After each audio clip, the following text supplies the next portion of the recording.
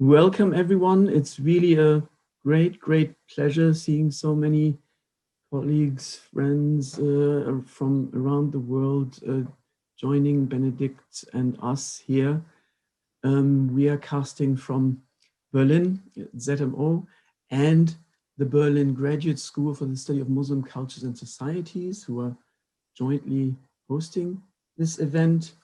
My name is Kai Kresse. I'm the Vice Director of the ZMO and also Professor of Anthropology at the Freie Universität Berlin. I will be the moderator for this evening, and we shall be pursuing this as follows. I shall say a few more words of welcome and introducing the panelists.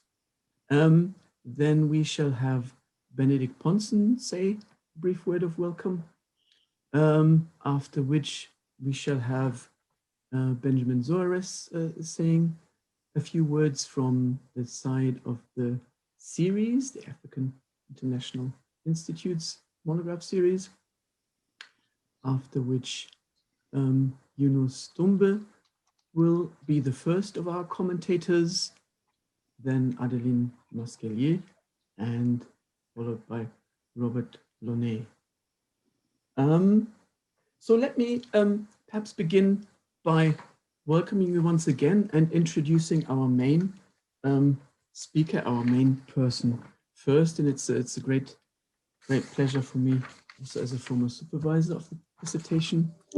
It was a pleasure to have Benedikt. So Benedikt Pontzen has published a number of articles on Islam, religion, and spirituality in Ghana, in various journals, including Africa and the Journal of Religion in Africa. And he's also conducted extensive additional research on African traditional religion in Ghana and West Africa. He's currently an affiliated researcher at ZMO and has held postdoctoral positions at Freie Universität Berlin, University of Bayreuth, and the University of Florida. His PhD dissertation, on which the current monograph here is based, that was based, as I said, here at the Freie Universität Berlin and written largely at the Berlin Graduate School for the study of Muslim cultures and societies. We thank the MCS, the graduate school, once again also for co-hosting this meeting. Our first speaker will then be Ben Soares, but first now I wanted to give the word to Benedikt for a brief. Yes. Right, and then I will introduce our panelists more. A bit more. Yeah? Thank you for your kind introduction, Kai, and welcome to you all, and thank you for joining in this event. I am happy and honored to see so many people interested in this launch, and I look very much forward to today's and our future exchanges. I would like to thank the Leibniz Zentrum Moderner Orient and the Berlin Graduate School Muslim Cultures and Societies for co-hosting this event. Both institutions provided me with stimulating intellectual environments for doing my PhD, on which the book that we are launching today is based. I would like to thank all of you for attending this event. In particular, I would like to thank tonight's or today's, depending on where you or they are, speakers, who were so kind to agree to say one or two things on my book tonight. Adeline Masquelier, Benjamin Soares, Robert Launay, and Yunus Dumbe. Your work has been more than an inspiration for mine, and I feel honored and privileged to have you engaging with and commenting on my book. Thank you. Also, I would like to thank Kai Kresse for advising me throughout my PhD and for hosting this event tonight. And last, but by no means least, thanks to Lena Herzog for keeping things running tonight. There are numerous other people whom I would like to thank for their contributions, support, and company over the years during which this book came into being. Family and friends, colleagues, fellow PhDs, and students. Too many to name in person, but I wish to thank you all, and I'm happy to see quite a few or some of you here. And I would like to thank the people whom this book is about, the people of Kokote Zongo. As an Asante proverb goes, if a stranger is to understand what is going on in town, it's from the citizens. It is thanks to what I've learned from the people of Kokote Zongo that I was able to write this book. Again, there are too many to mention, but I would like to say thank you to all of them. Asedaye, Munina, Midamoa, Sipi. I hope that some of the people from Kokote Zongo were able to join us tonight. Unfortunately, it seems like they were not. Let me just look again. That's a real pity, but I really look forward to share the video of the event later on with them. So thank you very much for being here, and I look very much forward to the event. Thank you very much, Benedikt. Actually, Benedikt, if you see later that somebody should be joining us spontaneously, I think we can, in the next possible gap, then just take the opportunity to have a brief communicative interaction and thank you to them, right? Thank you very much. Yes, so let me briefly introduce our panelists for this evening. We will have as a first speaker, Benedikt Soares, who is a professor of anthropology and African studies at the University of Florida, Gainesville. His books include Islam and the Prayer Economy, History and Authority in a Malian Town, published within the same series just a few years earlier. And he's been editor and co-editor of numerous volumes that have been important and influential also for Benedikt's and our others' work, including the volume Islam and Muslim Politics in Africa, co-edited with René Ottayek. So Benedikt, maybe, sorry, Benjamin, could you briefly say hello to the audience so that we have the face once before you speak, then I shall introduce the other. Yeah, hello everyone. Right. Thank you. We will then have as our first of three discussants, Yunus Dumbe, who is a senior lecturer in Islamic studies and the religious studies department of the College of Humanity and Social Sciences at Kwame Nkrumah University in Ghana. He was an Eric Abraham Fellow and affiliated at the Center of the for Contemporary Islam in the Religious Studies Department of the UCT in Cape Town, South Africa, with Dr. Tayub. And he was a postdoctoral scholar and affiliated to the School of Historical and Contemporary Studies in Södertörn University, Stockholm. In 2016, he was nominated for a Cadbury Fellowship at the University of Birmingham in the UK. And he's been a fellow also at Abu Academy University, undertaking research on minorities in the social sciences and humanities. He's recently working on a monograph, which the tentative title of is Salafi Revival and Transformation of Muslim Identities in Post-Colonial Ghana. Yunus. Hi. Yeah. Thank you very much.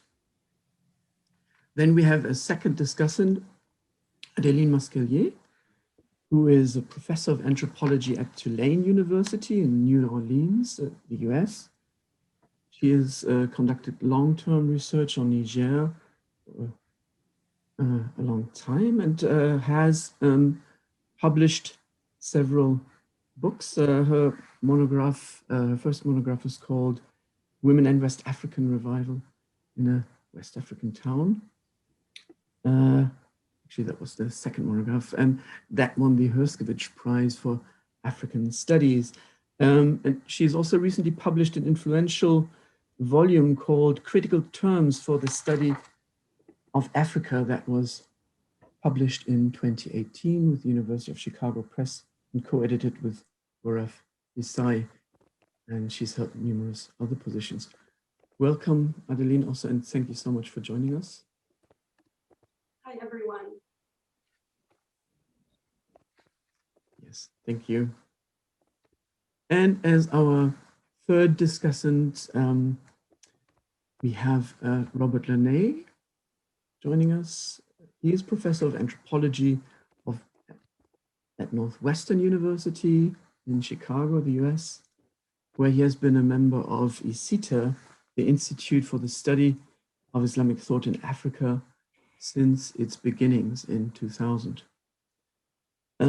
He has conducted extensive fieldwork also in West Africa among Muslim minority. And I know that his work has also been very influential for Benedikt and his own research.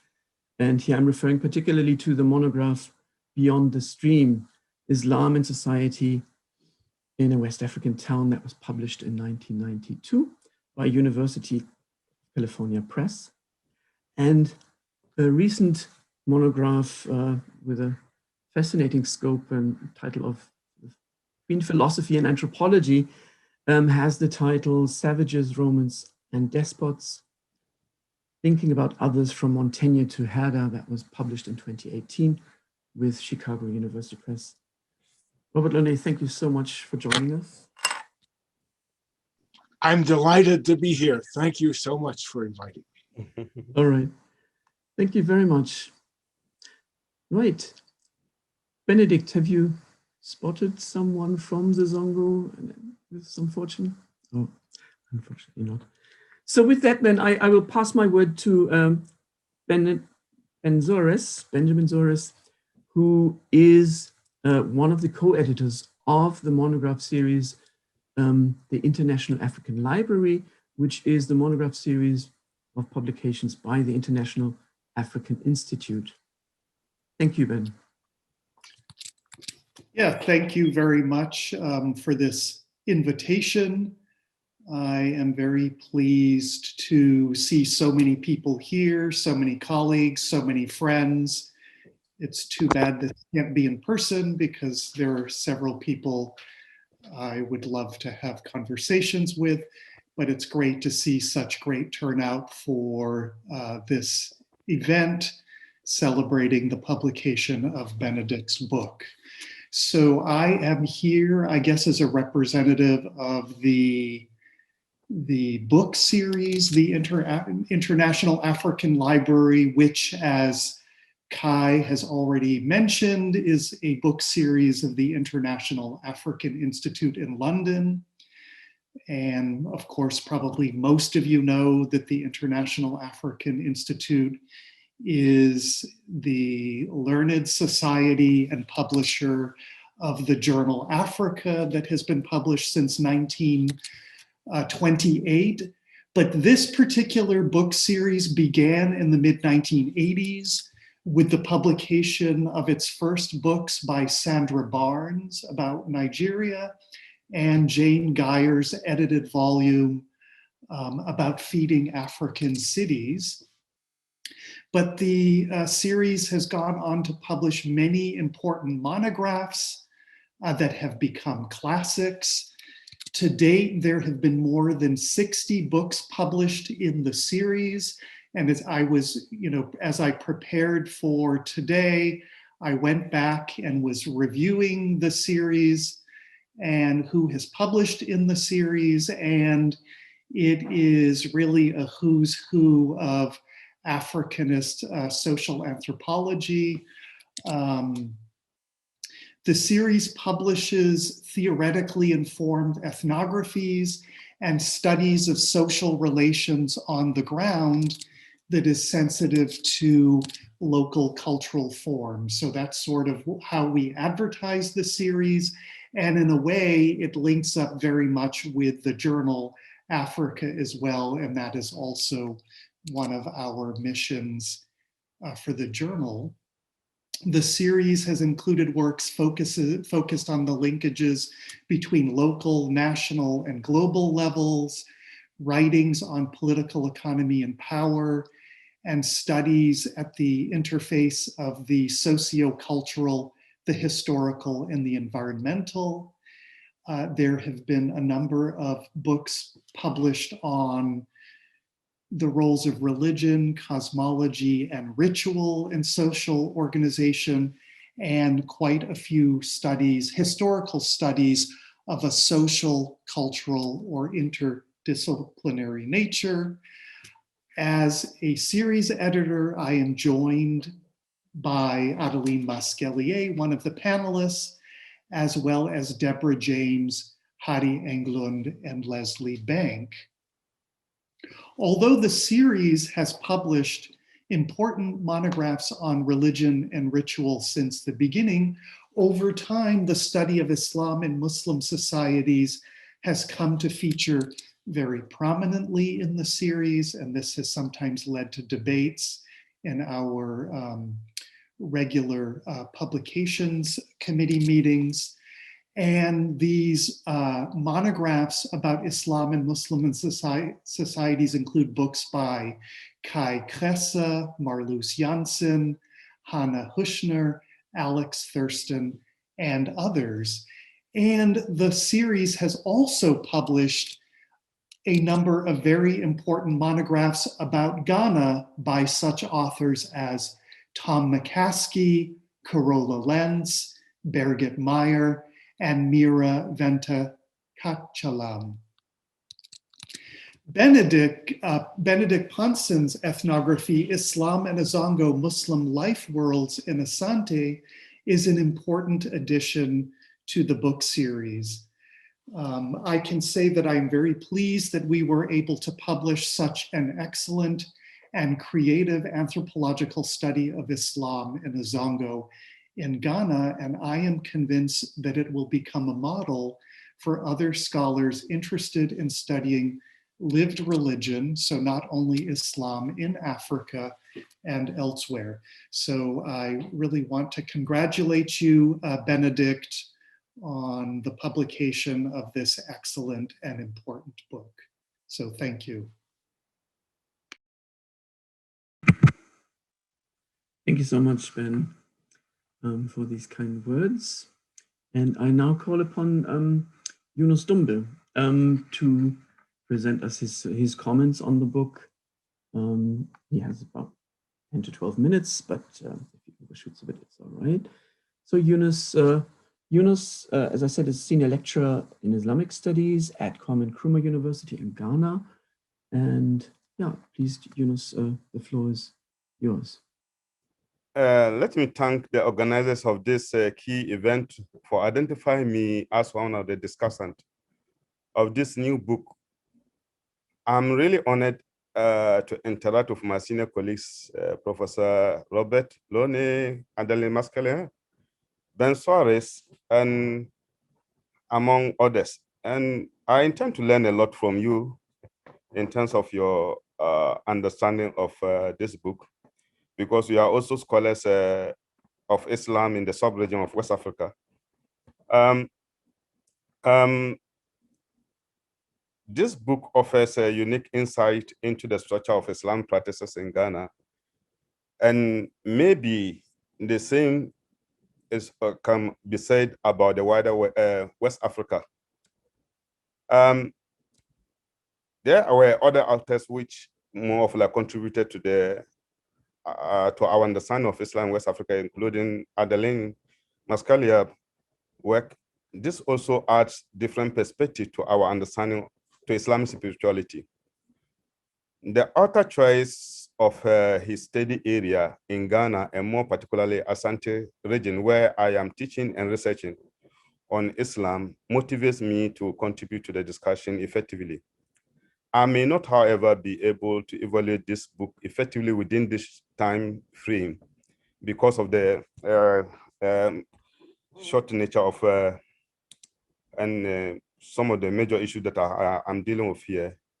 I promise to review this book for publication in the near future.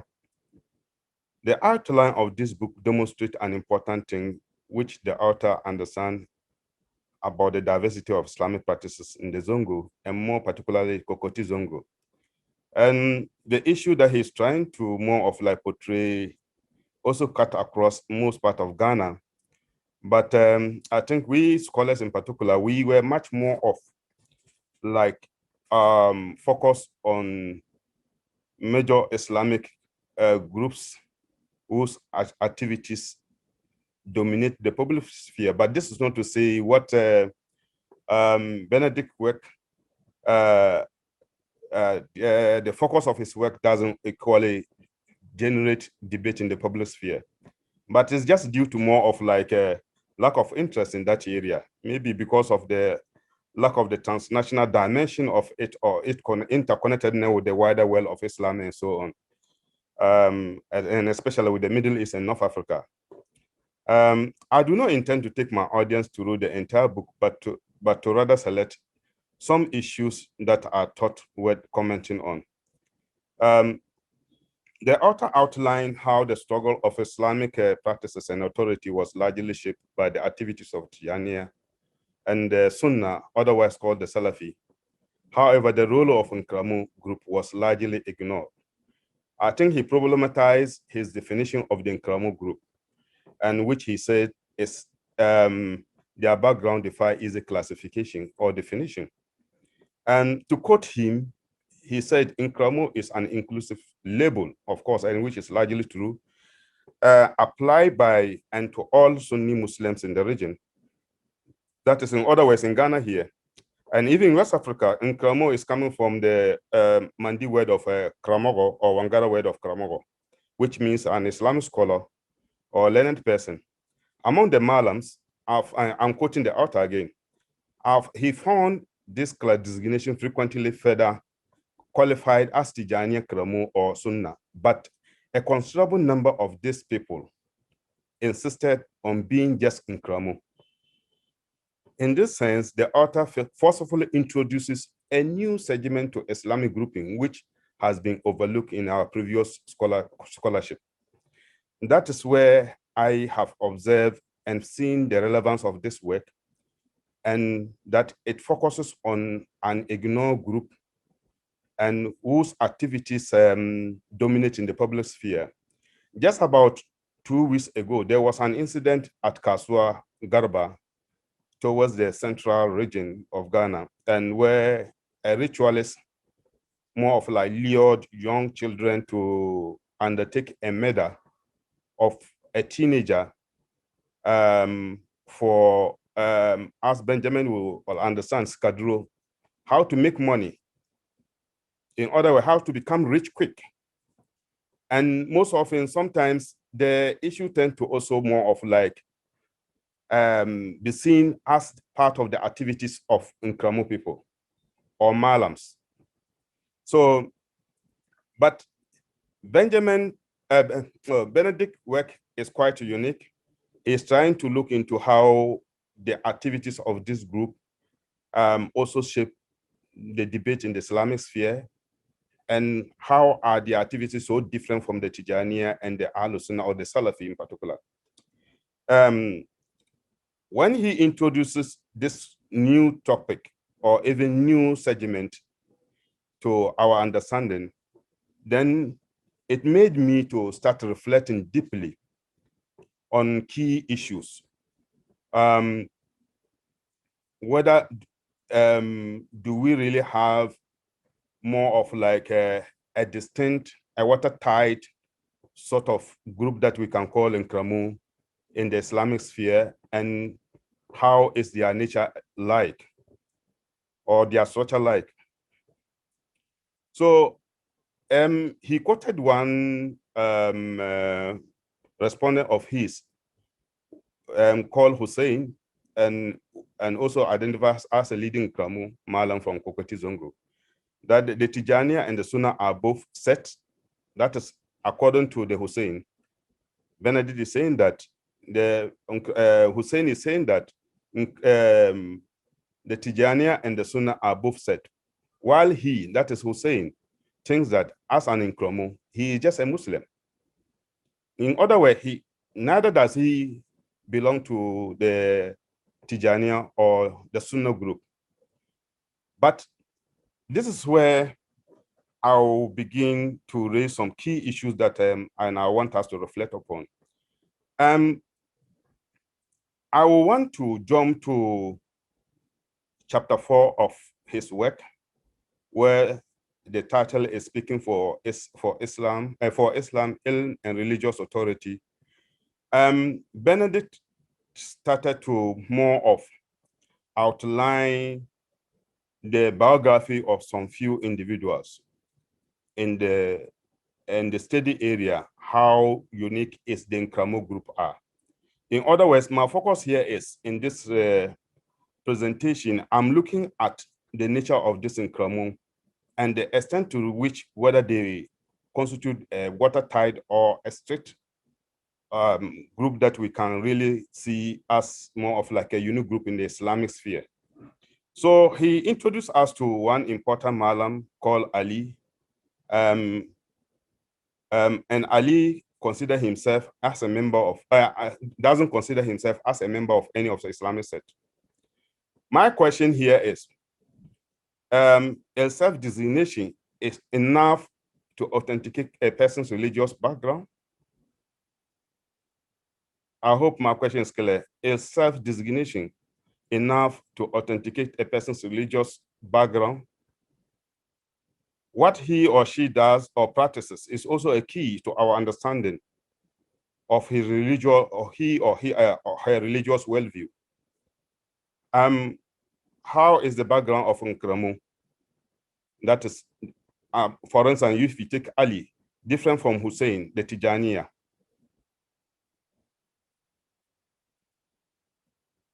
For me, the analysis of it so far are not so convincing. Nkrumah and Tijaniya, in a way, their activities, if you want to ask to more of like go into the Islamic epistemology, how will they be different? So I want Benedikt to reflect and then maybe for us to engage on this. Looking at the nature of their practices, invariably, they all undertake issues in respect of more of like either spiritual exorcism, trying to ward off spirit possession and other related issues that more of like doesn't connect with, that makes it quite common. In other words, the Tijaniya and the Nkrumah seems to more of like postulate a common religious perspective.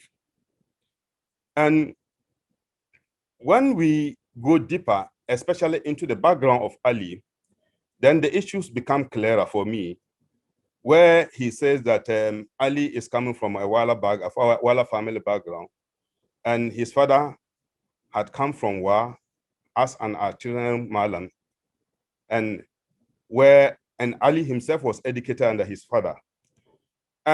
What I'm trying to point out is that people of such a background, especially Muslims from Wa area in particular, though they are Tijaniya, they belong to the Tijaniya of the founder and not more of the Nyasija Tijaniya's background. And most often they do not more of like identify themselves openly as Tijanis, but portray themselves as Muslims. If you go to Upper West region where I am coming from, or where this particular Malam is more of like is coming from, that is Ali's father's background. They do not necessarily more of like see themselves as in the public. They do not more of like subscribe in the public as Tijaniya, but they practice Tijaniya. And interestingly, when Ibrahim Nyasa started propagating that his brand of Islamic revival in West Africa, that particular area in particular were among the few people who opposed the proselytization of Nyasir Tijaniya. If you take the Upper West region, going to the Savannah region, then descending down towards the middle belt of Ghana, that is from Wanchi area in particular, especially Wangara-dominated area in West Africa, or even Ghana in particular, let me just be strict.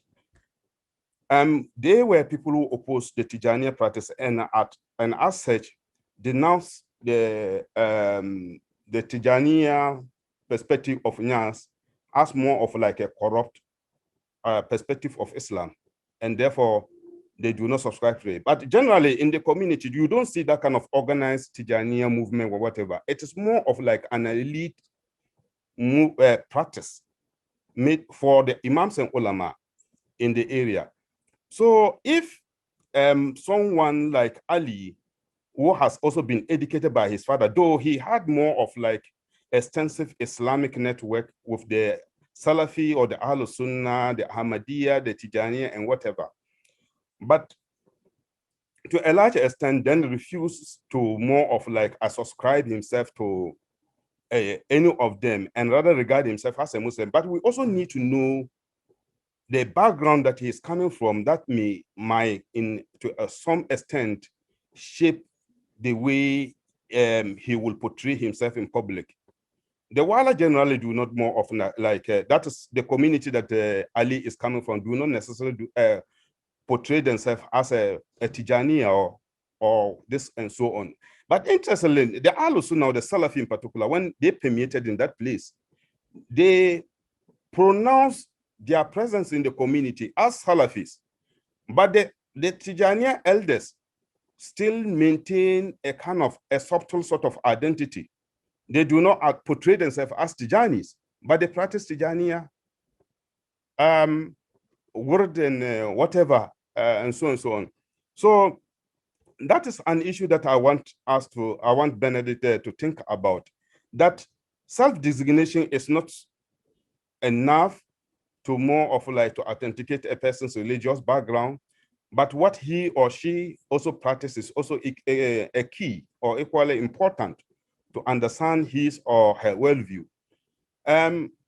So for me, and when he was portraying the background of Ali, and then later on he shifted to the Tijaniya member, is it Hussein or whatever, whoever.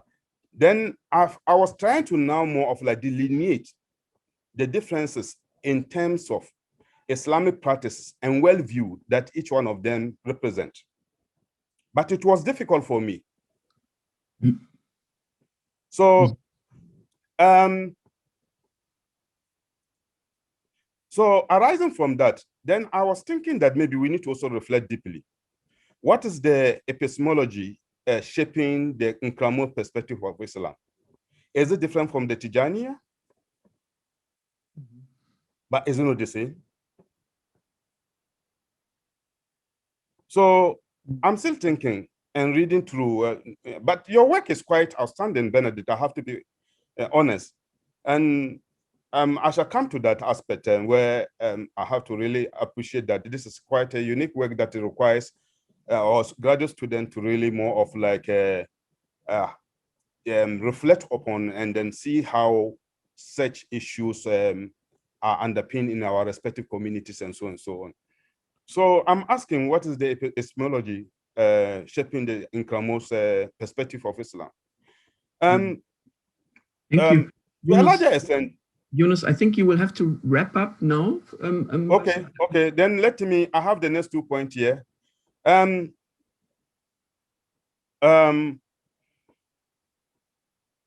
So I think he was also raising a point about an important theme in the work was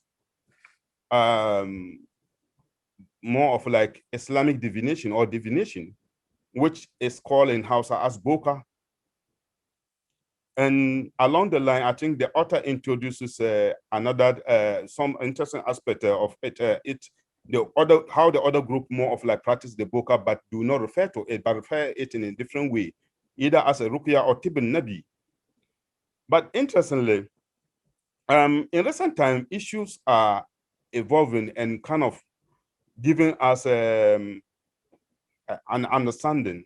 In the past, it would have been interesting for us to more of like delineate or even differentiate this issue, that Boka is more of like an exclusive preserve of traditional ulama. But even if you use the word traditional ulama, then it also raises a question, in which Islamic epistemology are these traditional ulama stimulating their discourse? That will be a key issue. But Ruqya and Tibn Nabi. I think we have to sort of give it a pause here for the first commentary so that we others and also the audience. Okay, will I come to my last point later? Pick up on, yeah, exactly. You could bring it in. Then I'll wait and then see how. Yeah. Thank you very much. We had said initially, that if there's sort of specific issues to clarify. I was wondering whether Benedikt might just say one sentence on the relevancy of this term Nkrumah that you yourself flagged up, which is basically a particular self-designation here, the relevance of which. Maybe Benedikt could just weave in a sentence here for all those who haven't read the book, and then we turn on to Adeline Masquelier. Yeah, I can try, but obviously the question that Yunus raised would really need a long answer. Just to keep it very short, the generic term for Muslims in Asante is Nkrumah. And as Yunus rightly said, this is derived from Jula Karamokho, which means something like Islamic scholar. And it's the first self-designation that Muslims offer, and also the first term that people would use to refer to Muslims in the region, so Nkrumah. And then is the question, so this is why I call this an inclusive or integrative term, which serves as a generic designation for all Muslims alike. And yeah, leave it at that for the time being and give a longer answer later. Yeah. All right, thank you. That was also very helpful. So thank you. And with that, we come to our second commentator, Professor Adeline Masquelier. Please, yeah, keen to hear your comments. Okay, thank you, Kai. And thank you, Benedikt, for inviting me to discuss your book, and congratulations again. I'm very honored to celebrate this notable accomplishment with all of you today. Islam in a Zongo is an engaging ethnography that paints a rich and vivid portrait of Kokote Zongo, a Muslim ward in Asante that is home to some 5,000 people with diverse ethnic and geographical origins.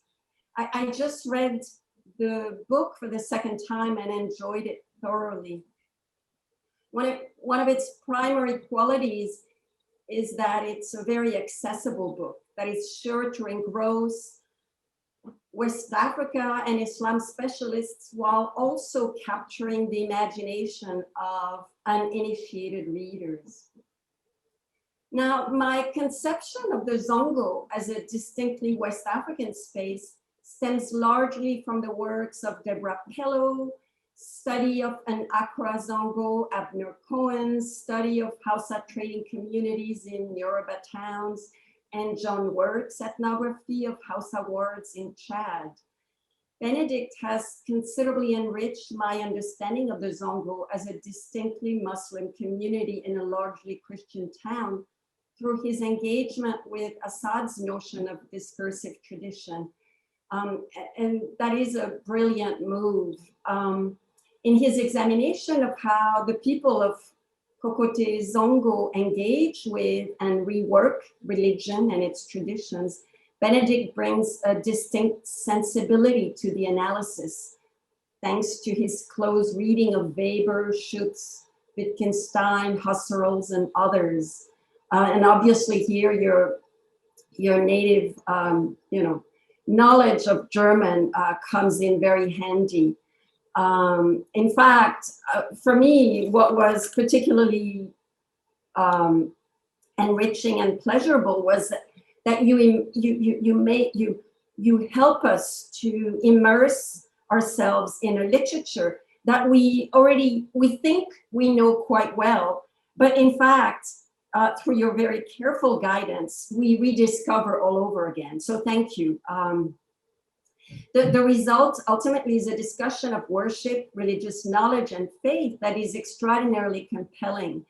I'm thinking here particularly of Benedikt's treatment of prayer as sensational form, to use Birgit Meyer's wonderful concept, his discussion of Iman, faith, as something to do with not belief, but with the sense that people make of Islamic tradition, and how this results in practices, in understandings whose meaning is never predetermined, but in fact emerge in the very process of being made sense of.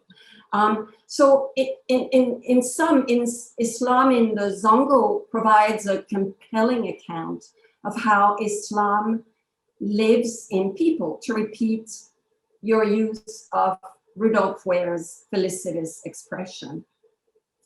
I want to focus my question comments on three different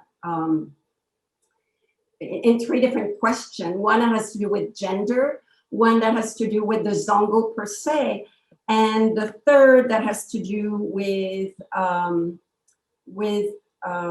this question of lived Islam or lived religion. There's a humility and candor in the way that Benedikt describes his own engagement with the people of the Zongo that is quite refreshing.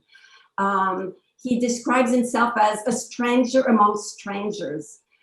You may have started a new trend here, Benedikt, after decades of anthropologists trying to pass as natives. But I want to push you a little bit here. So you tell us that as a man, it was quite difficult to access women's lives, women's experience. And of course, that is a sort of classic move that that male anthropologists tend to make in Muslim societies. Of course, we know that male anthropologists have very successfully accessed the world of women in Muslim women. I'm thinking of Joseph Hill's wonderful study of knowledge and lived Islam in Senegal. So what's also interesting is that even as you tell us that you're not going to talk about women, in fact, as I was reading, I find that quite a bit of your ethnographic material is indeed about women. You conclude the introduction with two lovely vignettes that are very much about women, that are centered on women's lives and women's struggles. And then later on, many of the rich testimonies having to do with how Muslims engage with knowledge or with problems through their, as they seek the services of malams, actually centers on women. So in a way, women are, in some cases, they occupy center stage, and yet you don't gender them at all. So this is not so much a critique as an interrogation. Could you, I'm very curious why you decided not to analyze further some of that material by making sense of it in gender terms, given that, well, if you're going to talk about the Zongo, 50% of the Zongo, the members of the Zongo are indeed women. The second point or comment I want to raise has to do with, so I said the Zongo. So at the end of the book, you tell us that Islam in the Zongo cannot be described or considered in isolation from other histories and places in Asante, Ghana, West Africa, and the wider Muslim world. That indeed it is very much about the global circulation of people, media, discourses, and that we should not take for granted the boundaries of the Zongo or its composition.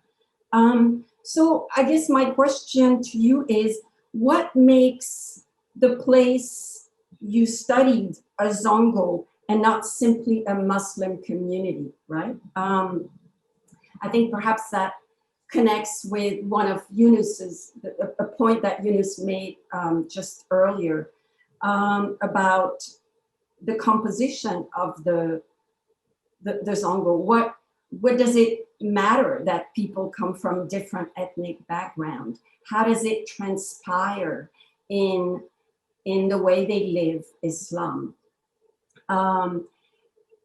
For instance, what are the connections, the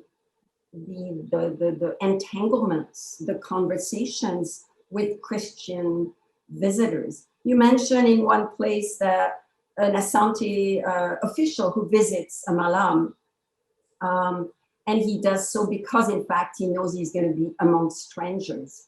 But again, I wanted to know exactly, to know more precisely, what is this? Is this just a Muslim community? You know, what makes it distinctly Zongo-ized, if you will? And the third question has to do with lived Islam. As I said, I really appreciated your thorough reading of Weber, in particular, the way you tease out in such a compelling way various kinds of concepts and categories to help us appreciate what exactly is, what it means to make sense of one's religion. And I want to certainly commend you on this. But I'm curious, why did you choose to focus your analysis on primarily learned men, right? Malams. Why not ordinary men as well? I actually expected something a little bit more informal. And I'm not saying that I learned a great deal, and I really enjoyed learning about that community. But I wondered, in terms of strategy, what made you want to focus, aside from the fact that you were interested in knowledge, why not the knowledge of ordinary people? So there you have it. Thanks again for inviting me. I really enjoyed it, and I'm definitely going to teach the book. So yes, everybody, you have to read this book. It's really wonderful. Thank you. Thank you so much, Adeline, for these stimulating comments and questions, to which Benedikt will get after our next commentator. So Benedikt will address all three then. So right now, I call upon Professor Robert Launay. Thank you very much for joining us, and we're very eager to hear your comments. Well, I want to thank you, Kai, and Benedikt, and the ZMO, and the International African Library for inviting me. This is both a great honor and a great pleasure. I will attempt to be brief. I am an academic, so I know better than to promise, but I will do my best. This is a really remarkable book.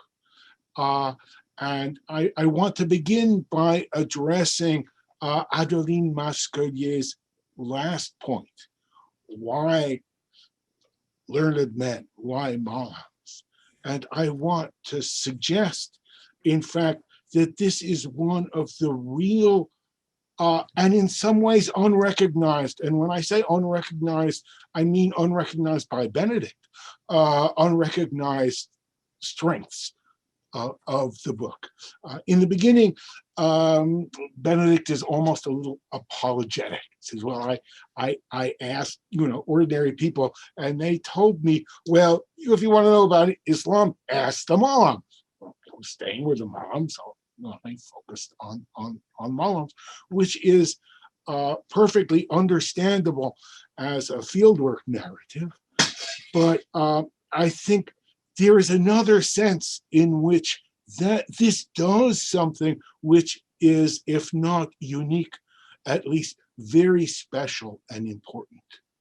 And this is because approaches in the study of Islam in Africa, and I dare say Islam in general, tend to take one of two viewpoints, viewpoints which I will caricaturally and imprecisely label a religious studies viewpoint and an anthropology viewpoint. The religious studies viewpoint looks at Islam from above, from the leaders, but here I mean national and indeed transnational leaders, the major players, the game changers, as it were.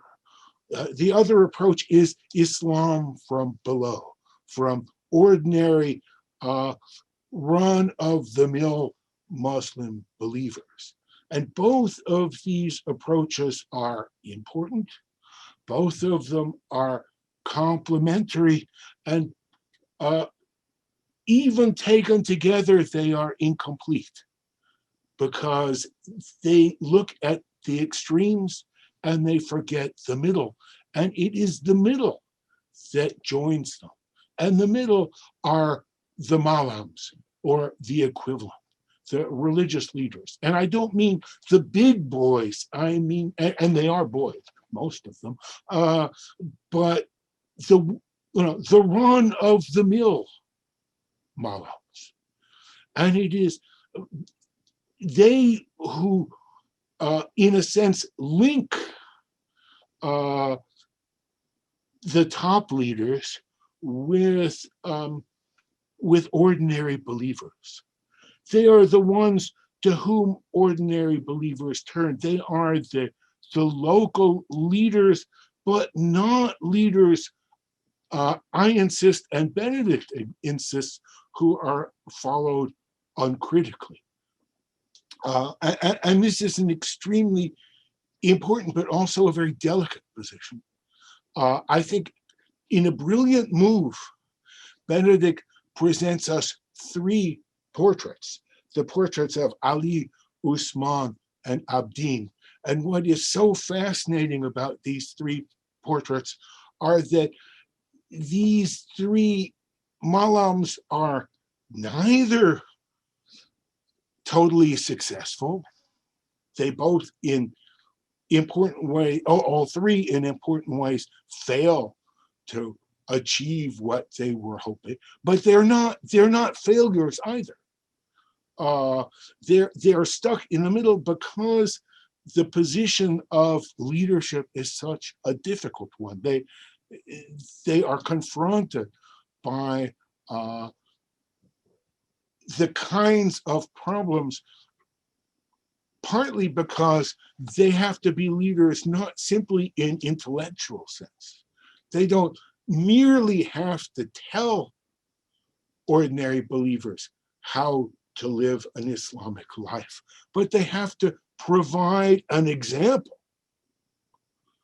And it is in this sense that they occupy such a difficult position. And I find that Benedikt's book conveys in fascinating ways the difficulties of leadership at this intermediate level. They not only have to preach Islam, they have to embody Islam. And a great deal of the book deals in very constructive ways with Islam's embodiment, beginning with the introduction, which again brilliantly starts with the example of the tasbih. The tasbih are the prayer beads, and what Benedikt shows is that these beads, these prayer beads, mean very different things to different Muslims. For one Muslim, they're just a way of counting dhikr when he's praying. For a Salafi, an Al-Sunnah Muslim, they are an innovation. You don't want to do that. Muhammad counted on the joints of his fingers. If it's good enough for Muhammad, it's good enough for you, period. For a Tijani Malam, they are a means to an end, which is tarbiyah, which is mystical union with the divine. For a practitioner of what is very difficult to name, I mean, Benedikt calls it Bokah simply out of convenience, and because this is what its detractors call it, but it is healing, it is divination, it is magic, it is all and none of those.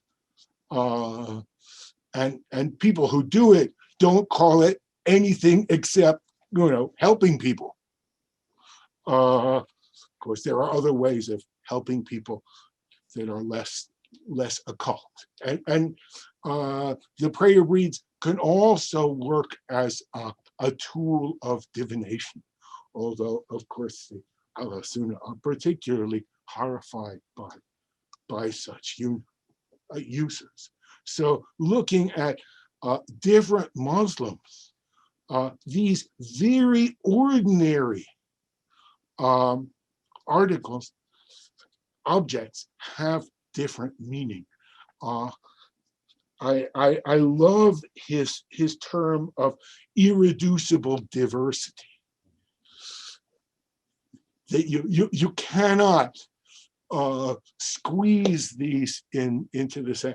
I would, by the way, to taking another aspect, another feature that he discusses of salat, of prayer, and what prayer embodies, and he's very careful.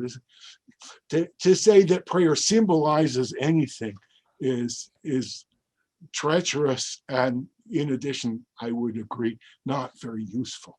To look at prayer as some of the Asadians do, as a form of discipline, is as well closer to the truth, but still awkward. But prayer, in a real sense, embodies, paradoxically at the same time, the irreducible unity and the irreducible diversity of Islam. That the act of collective prayer is an incredibly strong embodiment of the Ummah, of the unity of the Islamic community.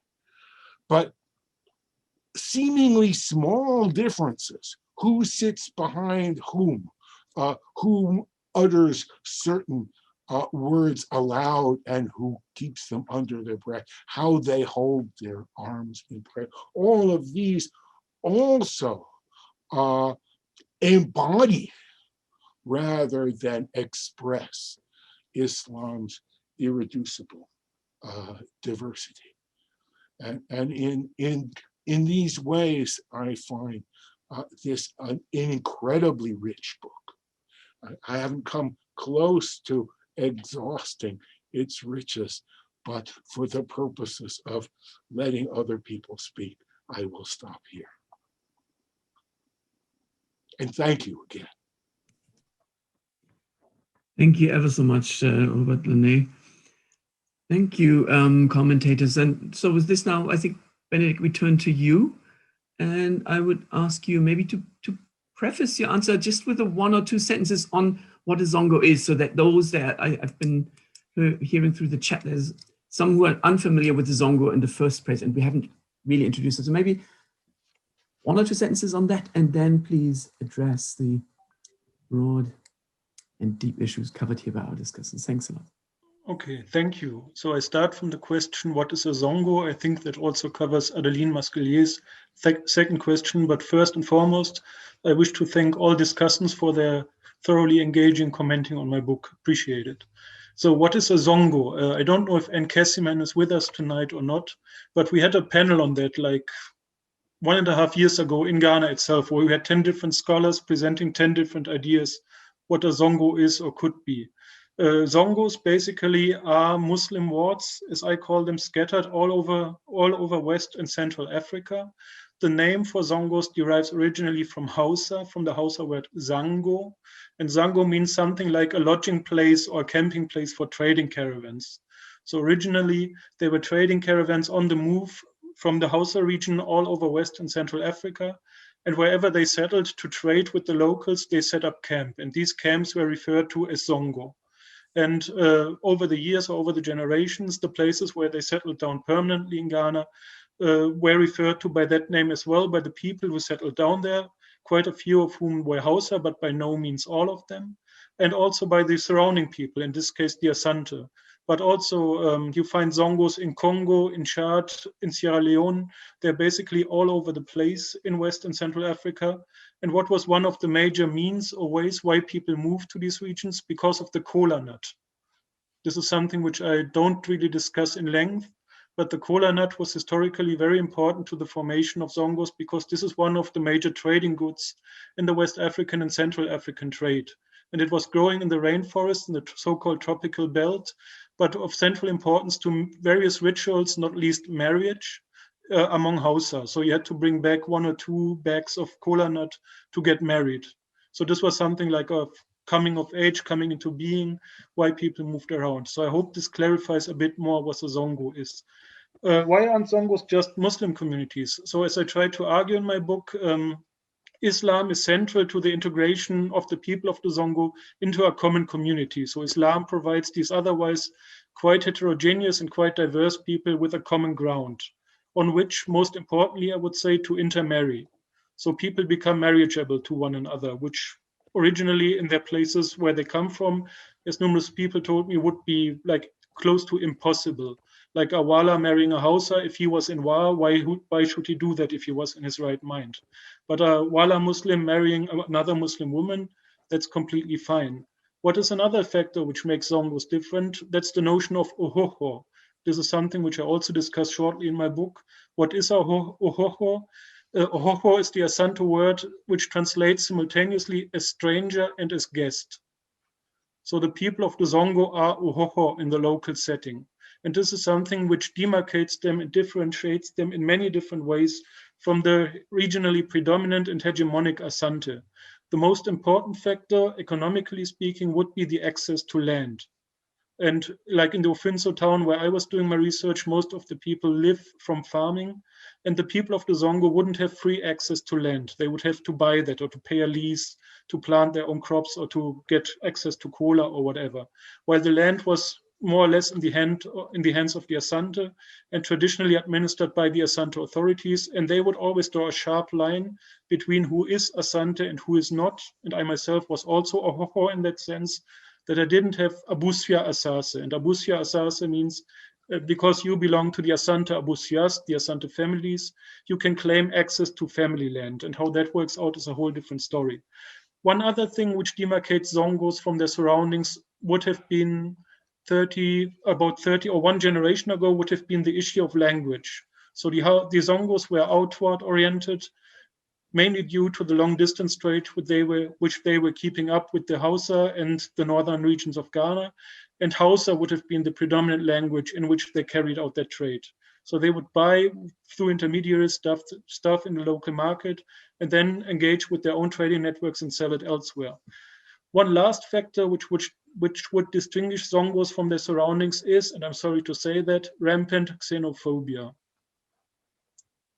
Zongos are disregarded by the Asante. Like when I was telling people that I was planning to do research in Zongos, they were like, why of all the places do you go to these places? So the people of the Zongo repeatedly run into prejudice, are discriminated against on the basis of belonging to the Zongo.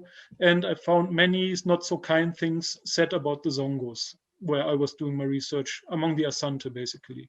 So this would be some of the points why Zongos aren't just Muslim communities. But then again, as I said, Islam provides these people with a common ground on which to relate to one another, to engage with one another, to conceive one another as equal, and to intermarry. This brings me to the next question, the question of gender in my book. Why didn't I analyze or present women's perspectives more thoroughly, or why didn't I analyze the gender aspect more thoroughly here? I think you're fully right. I should have done so. The main reason I have is that I couldn't talk freely about what's going on with women. And this was the main method of my fieldwork or research. Obviously, I was having my notebook, which was over time marking me as doing research. So when I was getting out my notebook, people were becoming aware of me, jotting things down. And sometimes they would ask me not so. Over time, at other times, they would explicitly ask me, so get out your notebook. No, this is going to be interesting to you. And I just couldn't sit with women and talk with them. I tried to do so very early in my fieldwork. So there are several gift cycles or gift exchange cycles in which women are thoroughly engaged. And early on in my fieldwork, it was 6 or 7 weeks after I arrived in Kokote Zongo, the sister of my neighbor had given birth to a baby, and there was this gift cycle going on. And then I was asking around, okay, what do you do? What would people do? And they would say, yeah, you go and buy some soap, and you go and buy some millet, and then you bring it to the mom. And I was like, yeah, good, that's what I do. And then, like, I did that. I went to the market, bought that, went into the room, and found myself sitting there with 10 women and a baby. And after 5 minutes, I was very kindly and very politely asked to leave. And would I have written the same book if I would have been able to access these spheres or these exchanges? I doubt it. I thoroughly doubt it. I think that there are many things going on which I, even though I lived among these people, was never fully aware of, because this was taking place in the female sphere of the household and in female gift exchange cycles, and also because just I couldn't talk freely with women. Last but not least, what was also central to my approach to gather how people live Islam, the kind of sense they make, was to participate in their religious practices. And as I write, after about half a year or so, I was asked to refrain from joining them in their prayer anymore. But then again, even in the first half year, it was impossible for me to go to the back part of the mosque and join the women and see what they are doing there. Obviously, people would tell me they are more or less doing the same, but even then, after the event, I couldn't just outside on the street approach women and ask, what's going on? What did you do there? And that was partially due to the fact that when I did my research, I was in a marriageable age and unmarried. And people wouldn't have seen it kindly of me approaching women without their consent. So these were the major reasons why I wasn't able to access women as freely as I was to interact with men. Then, why did I gravitate toward learned men? Again, one of the reasons was fieldwork, the nature of my fieldwork. I asked many people many different questions, and most of the time, or sooner or later, they would tell me, why don't you go and ask the Malams? Because we would do the same with that question. And that's what I found out also. It's like, no, you're facing this specific issue, like you want to go to school, but you also want to help your mom. Like, how are you going to decide what is right for you to do as a Muslim? And this is like one of the interlocutors whom I also quote in the book. He would say, like, if I have such an issue, and he basically had such an issue, so should he like move to Kumasi to attend school there, or should he stay in the Zongo and help his mom with her kitchen? And he was saying, like, what I do then in this kind of situation, I go and ask the Malams. So he told me, I didn't accompany him, but he told me that he went to see 3 different Malams to get their opinion on that. And obviously, because he went to see 3 different Malams, he got 3 different opinions. But what he also got was like, and that's what he told me, what he got from these Malams, he got what the scriptures tell him to do. Because the Malams would all quote the Quran and the Sunnah, and this was what he was looking for. What do the scriptures actually tell me? And there's no Asante Quran or Asante Hadith edition circulating in the Zongos. People kind of depend on the Malams for them to find the right quotations and to also, even more importantly so, translate it to them. Like, and this brings me perhaps to the question that Yunus raised about the Nkrumah and the Tijaniya and the Sunnah. Are these watertight groups? This is a big problem to me as well. And I also remember when I had this longer conversation with Benjamin Soares, because originally I was referring to them as factions, and he was like, no, you can't use that term. So then I opted for groups, which is also problematic because the Sunnah are kind of like a bureaucratic movement who have a clear structure with levels of leadership, responsibilities, offices, letterheads, etc., etc. So they kind of like more or less fit my Western imagination of what makes a group. The Tijaniya are also kind of a group because they are an imagined community. They have acknowledged leading figures. They have acknowledged practices, acknowledged discourses, and acknowledged figures or images which circulate among them. And they also self-refer to themselves as Tijaniya community or Tijaniya group. The Nkrumah, and here begins the problem, are not so much a group. It's like, because first and foremost, it's an inclusive term that all Muslims would use to refer to themselves, but also like whomever you acknowledge as a Muslim, no matter if Tijaniya, Sunnah, or whatever, you would call him, her Nkrumah in the first place. And then you could also investigate. And most of the time it was me bothering about it to further ask, okay, are you then a Tijaniya or Sunnah? This was in the first maybe 3 or 4 weeks of my fieldwork when I was freshly in Kokote, and I went with a friend who happened to be a Sunnah to Kumasi. And on the bus ride back from Kumasi to Ofinso, as you know, the main road to Sunyani, there are like, I don't know, 40, 50 different mosques. And after 1 mile, I decided, okay, let me learn about the presence of these groups here. And I was asking him, what kind of mosque is this? And he was like, yeah, this one is Sunnah. I was there, good Sunnah. And then the next mosque was like, this one is Tijaniya. I was like, yeah, good Tijaniya. I know these two groups are present. And then the third mosque, he was telling me, this one is Nkrumah. I was like, great, Nkrumah, what, Tijaniya or Sunnah? He was like, no, just Nkrumah. And then we rode down this road, and in the end, I had like 10 or 15 Nkrumah mosques, 10 Tijani mosques, and 10 Sunnah mosques.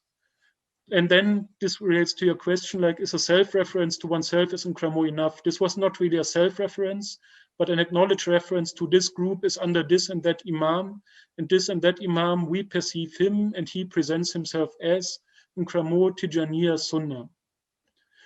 But then again, the question that you ask about the epistemology, and this is also what I try to argue in my book, both the Nkrumah and the Tijanis acknowledge the sphere or the notion of ilm batinan, which would be like a covered or mystical knowledge. I'm not so happy with the term mystical, so let's leave it with covered for the time being, which is a notion of Islamic knowledge which the Sunnah thoroughly and strictly reject. They say the scriptures are all there to read and to refer to. There's nothing to spiritually discover deep in them. You read them and you take them at face value. And this is something which the Tijaniya and the Nkrumah do as well. They also do that. They read the scriptures and they take them at face value. But for them, as numerous interlocutors told me, this is just a starting point. Like once you have understood them in the literal sense, you would meditate on them, go deeper onto them, and seek to uncover what's in there in a deeper sense. And here the Nkrumah and Tijanis share the notion that you can go deep into the scriptures, but they differ in quite several ways on how to go deep into the scriptures. For the Tijanis, this is closely related to their malams, to their mukaddams, who guide them to train them in the tarbiyah and to allow them to get access to these spheres. For the Nkrumah, this is one possible access, but not the only one. And I think, because I look on the time and I see Kai typing, I will keep it at that for the time being and open the floor. Thank you. Thank you very much, Benedikt. You can read my mind. I did promise Yunus the chance to raise his final point, and I would like to build the bridge with this. So I would like just to ask Yunus, I'll give you 2 minutes, and I'll ask everyone else to please raise their questions with the blue hands. I think most of us are hopefully familiar with this. Down in the screen, you, I think, click on reactions and participants, and there is a blue hand that you then use. Or you can also make yourself visible on the screen and wave, which we will try to spot. So please, Yunus, please people forward yourselves and your questions, make yourselves seen. And Yunus, you have a brief chance of raising your final point. Thank you. Okay, yeah, thank you very much. Benedikt, I think, let me appreciate the outstanding nature of your book, and I have learned a great deal from it, and I hope my graduate student will equally learn from it. Especially the aspect that deals with the book, especially your last chapter, is quite fascinating. But that will not be an issue that I want to raise a question now. I have a concern in respect of your classification of a certain group of Muslims in Ashanti region here as Asante Nkrumah, which you define as more of like that they claim to be Asantes whose forefathers have had embraced Islam or have converted to Islam. The point is, this point of yours is quite problematic and requires more of like reading of previous scholarly work that more of like outline who are Asante Nkrumah in this region. Asante Nkrumah are basically the earliest Muslims who migrated from the north or who were brought by Asante Hene or the Asante king to help in various ways as secretaries, spiritual consultant, and what have you, and even ambassadors to various parts of West Africa and so on. And in the course of history, they have become assimilated with the Asantes and have remained with the Asantes, but they do not have any more of a connection with any Asante lineage except with the royal estate. They are seen as guests to Asante, but they are also disconnected with their background from home.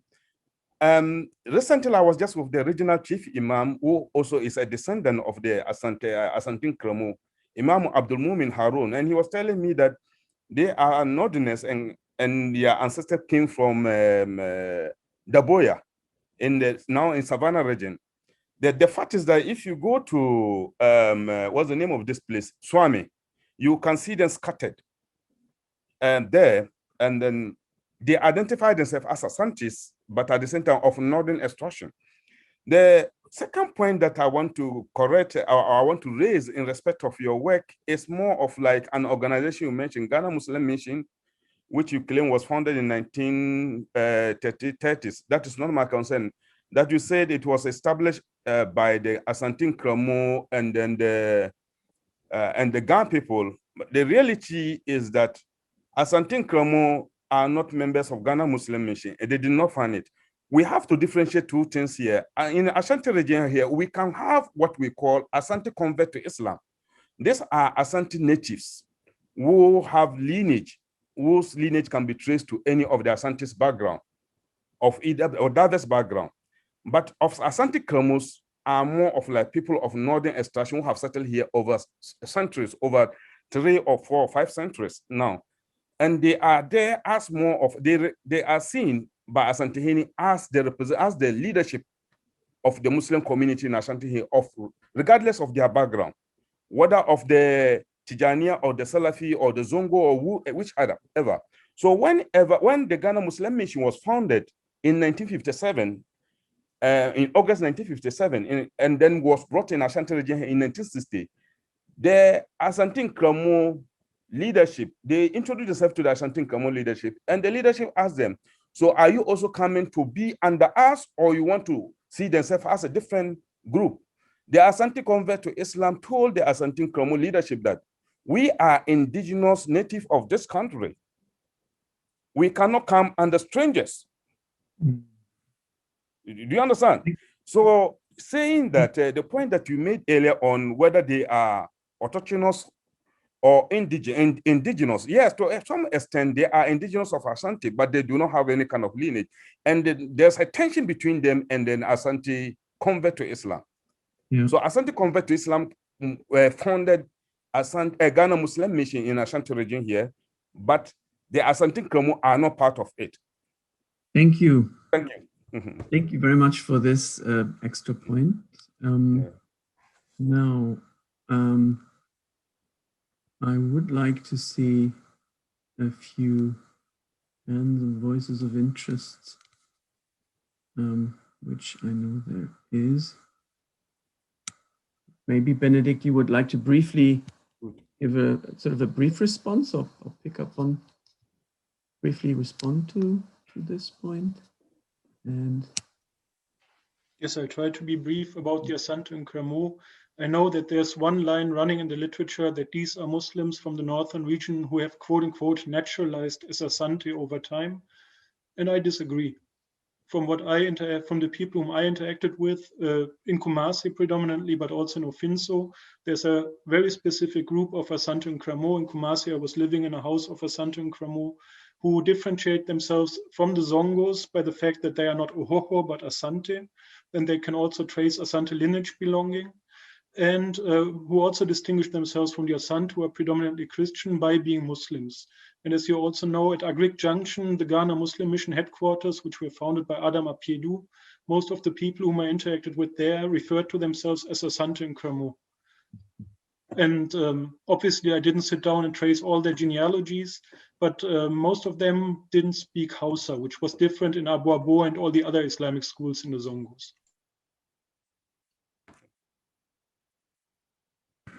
Thank you. So while people are still reluctant to come forward, maybe I was thinking, Adeline Masquelier, maybe I could ask you to pick up on one of your comments, and that was on the discursive tradition leitmotif by Talal Asad, and also perhaps with a little bit of a view to the grad school doctoral students who are present here, because this is, of course, that essay has been influential.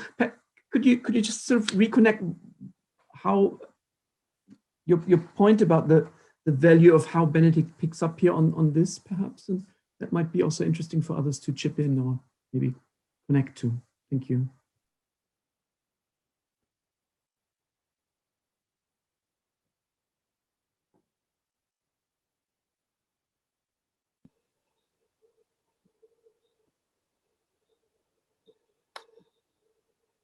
Well, I think that, to me, what was so engaging with Benedikt's treatment of the particular concept is how he really helps us think about this question of, I mean, as he put it, in this irreducible diversity, how people come together and find common ground in their practice of Islam, but each time remaking those traditions and conceptualization, even as they draw from a common well or from a common sense of tradition, heritage, something that they share in common. And as I think Robert put it very well, the way in which those malams mediate some of those kinds of questions, discussions, struggles people have with how to interpret Muslim tradition is quite fascinating, because rather than thinking about questions of discipline and ethics, here we have people who are in ordinary lives are asking themselves, is it okay to divorce my husband? What do I do? Should I go to the police because those people took my money and I'm not getting anything back, even though I was given all kinds of assurances I would be welcome in this particular club. By the way, the club that you're talking about, Benedikt, I mean, for many of us in West Africa, it'll remind us of tontine, right? The kind of banking associations that are a distinct, well, men have them too, but women are particularly active. So I think the way that we see people invoking Islam, but somehow wrestling with how to practice it on a daily basis, to me is what was so compelling about it. And they do so with the guidance of malams, mindful that, you know, those people are supposed to be more knowledgeable than they are, even though, as Robert pointed out, and as Benedikt shows so well, sometimes they don't do it so well. In fact, they're shunned by their communities. Some of them refuse to actually let them lead prayer, and they're not so respectable anymore. So I think that kind of sense of the way in which the everyday life rub against some kind of sort of shared knowledge of some, supposedly unchanging tradition, but we see, in fact, how it becomes interpreted, how people make sense of it, right? I mean, that's, to me, what's so beautiful about the way you use Weber. And I would say, for instance, no one mentioned this, but I think one of my favorite passages in the book is when you talk about the way that people give alms. And I think this is something really important. You discuss it with such richness and sensibility, pointing out that, to sort of trying to pointing out to us, how it is not the gift, right? There is no expectation of return. And yet, of course, people are blessed when they do the right thing. So to me, that's a really interesting and particularly insightful discussion of discursive tradition, right? The Muslims are supposed to give alms. Well, how do they actually do it? What are the contexts? The ways in which this particular practice takes on a distinctive meaning for the people of the Zongo. And by the way, of course, a meaning that is, as you tell us routinely, constantly contested, right? Nothing is set, nothing, the meaning of people's traditions, of their understanding of what they do is not predetermined. The meaning emerges in the very way in which they wrestle with what they're doing, how they, again, make sense of it, right? So I'm gonna leave it at that. Mm-hmm. Yeah, thank you very much. I wonder whether Robert might want to add a little bit also, because you yourself, in at least in part of your praise for the book, that is also used to, right, to advertise that you highlight specifically, right, the specific way in which discursive tradition is used here. So Robert, please, maybe you can add your take. Because I think the notion of a discursive tradition is a very useful one. And like all useful notions, it has its limits. And rereading Benedikt's book, I think I have a greater appreciation for its limits as well as its usefulness. I think the problem with the notion of discursive tradition is it puts all the emphasis on discursive. Benedikt very nicely thinks of Islam in terms of ibadah, ilm, and iman, of worship, knowledge, and faith. And the discursive tradition, to the extent that it is discursive, is centered on ilm in ways that marginalize in some ways the ways in which Islam is embodied, or as Benedikt puts it, a lived tradition, a life world. That people don't necessarily engage with Islam simply on a discursive level, or at least a consciously discursive level, but they engage with it in all sorts of different and equally important ways, which also make Islam meaningful. So I think Benedikt does a splendid job of looking at Islam beyond discourse. And with retrospect, I look at what was cited of me and feel, well, yes, but that's not everything. There's more to it than that, and more that's very valuable. So the richness is in the discourse and beyond, with an emphasis on the and beyond as well. Thank you very much, Robert and Adeline. Yeah, we have a question or comment by Mr. Dr. Owusu. Would you please come forward? Yes, thank you very much for inviting me to join the conversation. This is David Owusu Ansah, and I'm calling in from Harrisonburg, Virginia, James Madison University.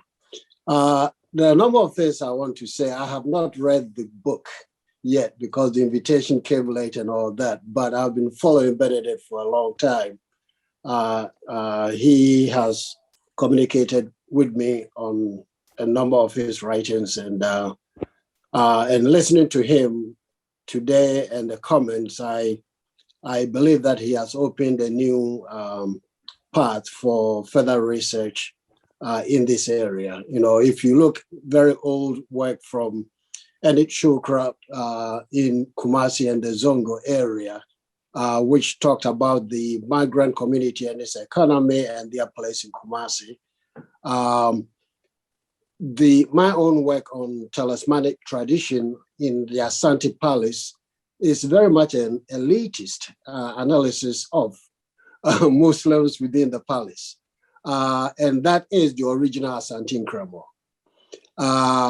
Then you will see the Asante Nkrumah at Swami, and then in Kinkesu, just beyond Offenso, where you did your work. Apiedu, whom you reference in Kumasi, is not an original Asante Nkrumah in terms of palace connection, but these are converted Muslims in the Asante area. And so the general use of Asante Nkrumah is consistent with the issues that Yunus has, because you have the official palace recognition and then the Asante population referencing those who have actually converted to Islam. And if you go back to the charms and amulets part that you talk about, the Asante people believe that a true Asante will not convert into Islam unless if he wanted to learn some magic to kill somebody. And therefore, there is some kind of original distrust of a converted Asante into Islam. But over time, where you are in the public space where Muslims are actually dialoguing and having conversation about the practice of Islam. So this is a path that I believe is going to be very interesting, because it is also in a modern Ghanaian environment where you have this contested, especially with Reform Islam and traditional Tijani Islam and proper way of practicing Islam is all being contested now. And I would have actually be interested to see if this research was actually in Accra, where you're going to have a larger West African community of Muslims also mingling in the conversation. So I think that this is a very interesting beginning, opening the path to Islam as a lived experience, which is much more complicated than my work when you're dealing with it as controlled by the palace in Kumasi. Thank you for the opportunity here. Thank you very much, Dr. Owusu. Benedikt, a brief response? Thank you very much. And I wouldn't belittle your work as much as you do. I think it's really complicated and great. So thank you.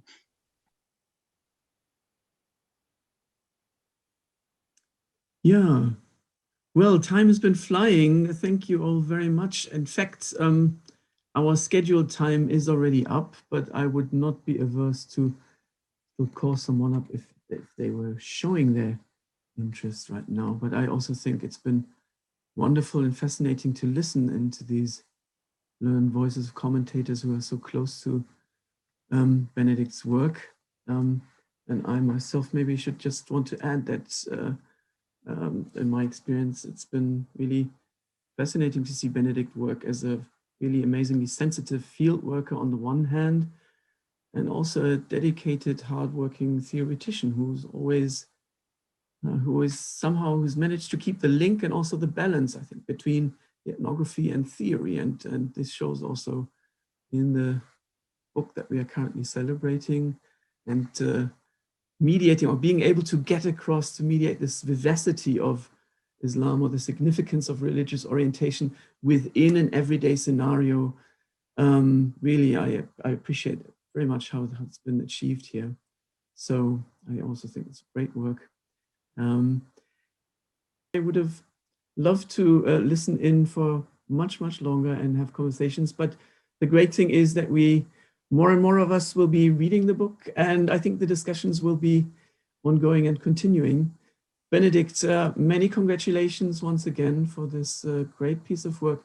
And Robert, Adeline, Yunus, Benjamin, thank you so much for participating. We've learned a lot and gained so much from your insights. Yes, and we will be We've documented this and we'll be posting this on our website and see how we take this further.